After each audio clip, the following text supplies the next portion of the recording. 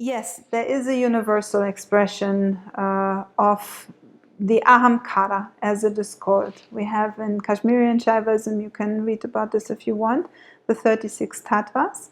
And one of those levels of creation, these 36 levels, 36 bricks of creation, if you will, one of them is the ego, the Ahamkara, or as it is put there very transfigured, the carrier of the self, the carrier of the great self. So the ego in that vision is looked upon as a vehicle that the greater self is using to express itself into individuality, and therefore to become accessible, to become part of the game of life that we are all playing together.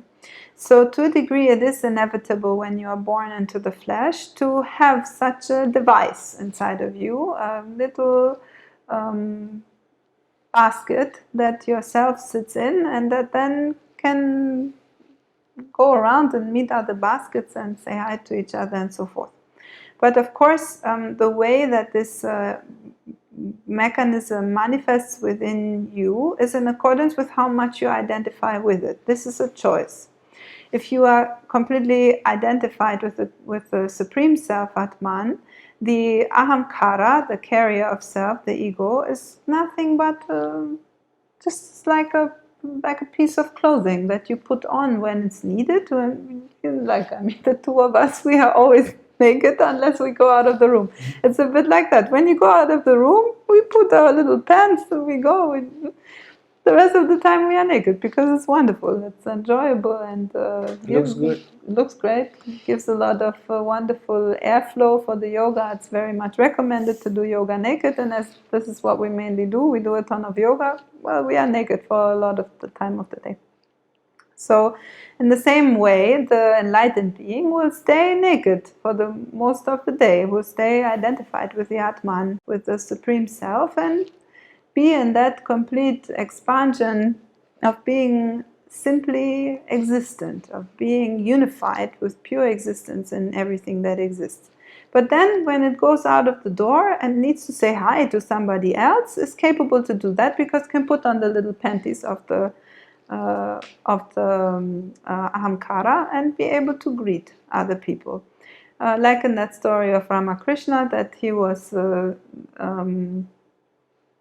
there in the yard, and some traveler came to find the great Ramakrishna, came to ask, and said to the Ramakrishna, which he didn't know how he looks, he said to Ramakrishna, hello, I'm here to see this great saint Ramakrishna, where can I find him? And Ramakrishna answers, I believe he is in the balcony. So this is somehow, you can see that his identification with the limited self is it's very fleeting somehow. So he might have been just absorbed into that, whatever he was doing there in the yard, sweeping or whatever he was doing there.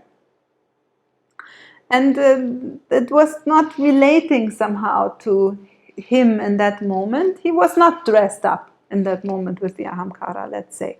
But all of us, we are mostly dressed up all the time, going around with a very solidified Ahamkara. So the ego appears when we identify with something defined and therefore limited. When we identify with a political party, with an opinion, and the intensity of the ego would be proportional to the intensity of the identification and of the limitation of that we identify with. So when we have a very strong opinion about something, birth control, and we can enter an argument, and if somebody gives an opinion which is opposite to ours, or about racism, let's say, we have very strong opinion about racism, and somebody has an opposite opinion, we will feel as if they are piercing into our flesh, because our I is identified with something defined, limited, an opinion. X, not Y, it's limited. Or with that football team, that political party, this body, not that body. So when we have this identification of X, not Y, I'm the blue team, I'm this opinion, not that opinion, the ego appears. Now the I, the original unlimited I, has a tremendous power, Atman Shakti. And when that power enters a small ego, it hurts. Ego comes with suffering. And yet, on the universal scale, there is, through the law of correspondence, there is a universal ego. Yeah? There is Ahamkara for the individual and Maha-Ahamkara, the universal ego. The ego, to quote again Ramakrishna, when it's very, very, very, very, very, very small, it's harmless. Enough to know your name. Because when they ask you, Johnny, you need to think, I'm Johnny, not Jeff, in order to say, yes. Good. Yes, Johnny. Yeah, we play this game. In this game, I'm this body. Of course, I'm universal, but in this game, I'm this body. Now, for most of us, most of our life experience is based on the ego. It sounds almost inconceivable to think I'm anything else but this limited thing. But through spiritual practice, we start to experience ourselves as a direct experience, not as imagination, not as a conclusion, not as an intellectual thing, ourselves as something far, far greater and far more wonderful than this limited body, than this limited set of ideas or thoughts or social identity.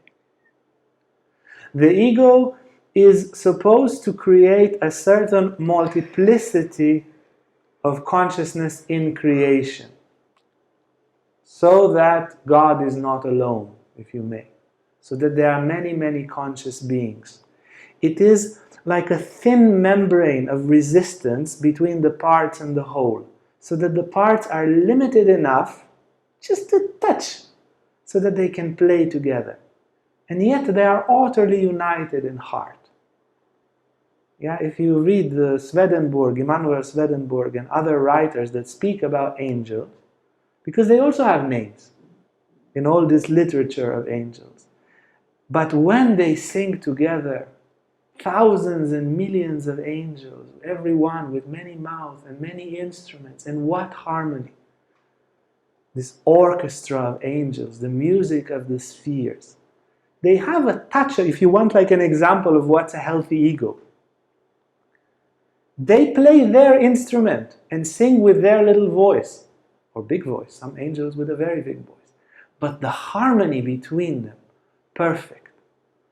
So there are 1,000 angels there with 1,000 tiny egos.